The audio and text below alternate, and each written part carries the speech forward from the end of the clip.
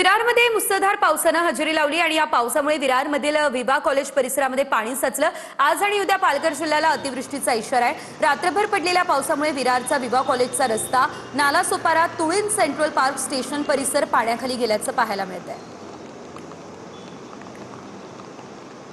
तर विरारमध्ये मुसळधार पावसाने हजेरी लावलेली आहे आणि त्यामुळे विभा कॉलेजच्या परिसरातला जो रस्ता आहे तो पूर्णतः जलमय झालेला आहे आणि याच रस्त्यातून नागरिकांना आता वाट काढावी लागत असल्याचं देखील पाहायला मिळतंय। एकंदरीत आपण जर बघितलं तर काल देखील या ठिकाणी मोठ्या प्रमाणात पाणी साचलेलं होतं आणि पुन्हा परिस्थिती जैसे थेच बघायला मिळते। आज सकाळी 7:30 वाजेची ही दृश्य आपण पाहू शकतोय। या संपूर्ण रस्त्यावरती मोठ्या प्रमाणात पाणी साचलेलं आहे आणि या पाण्यातूनच नागरिकांना वाट काढावी लागते। वाहन चालकांना देखील वाहन चालवताना मोठी कसरत खरंतर करावी लागते। आज रेड अलर्ट देखील पावसाचा देण्यात आलेला आहे। पालघर जिल्ह्याला, रायगड जिल्ह्याला, मुंबई आणि उपनगरांना पावसाचा रेड अलर्ट आहे। त्यामुळे पाऊस जर आणखी वाढला तर या ठिकाणी आणखी मोठ्या प्रमाणामध्ये पाणी साचण्याची भीती ही व्यक्त केली जाते।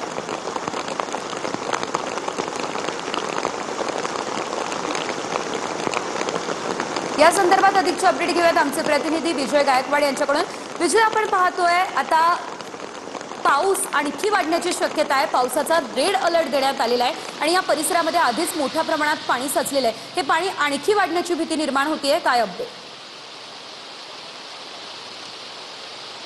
शेजल, निश्चितच आज जिल्ह्याला अतिवृष्टीचा इशारा आहे आणि मुसळधार पाऊस जो आहे हा सकाळपासूनच वसई विरार नालासोपाऱ्यामध्ये सुरू झालेला आहे।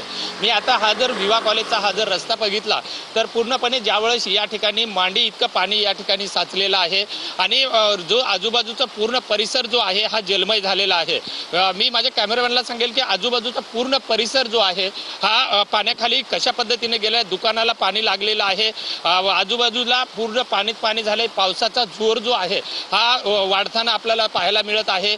समोर जर बघितलं आपण दृश्य तर झाडाच्या फांद्या ज्या आहेत ह्या तुटून पडलेल्या आहेत।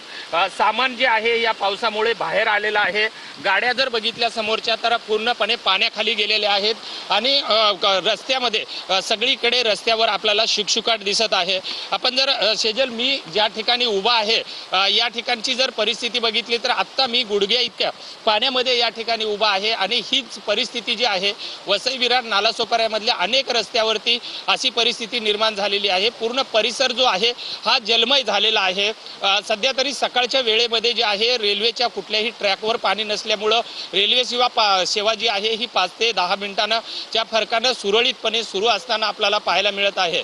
या ठिकाणी जो नालेसफाई जी आहे ही नालेसफाई योग्य पद्धतीनं झालं नसल्यामुळं पाण्याचा निचरा हा तात्काळ होत नाहीये। त्यामुळं अनेक ठिकाणी अगदी धन्यवाद दिलेल्या सर्व सविस्तर अपडेटसाठी। तर आपण पाहतोय पाण्याचा निचरा या ठिकाणावर होत नाही आणि त्यामुळे पाणी रस्त्यावरती मोठ्या प्रमाणात साचतंय।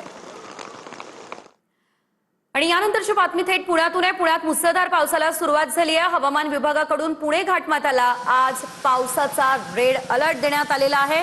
तर पुढील 2 दिवस अतिवृष्टीचा देखील इशारा देण्यात आलेला आहे। पुढील 3 ते 4 दिवस शहरामध्ये पावसाचा जोर कायम राहणार ही शक्यता वर्तवली जाते।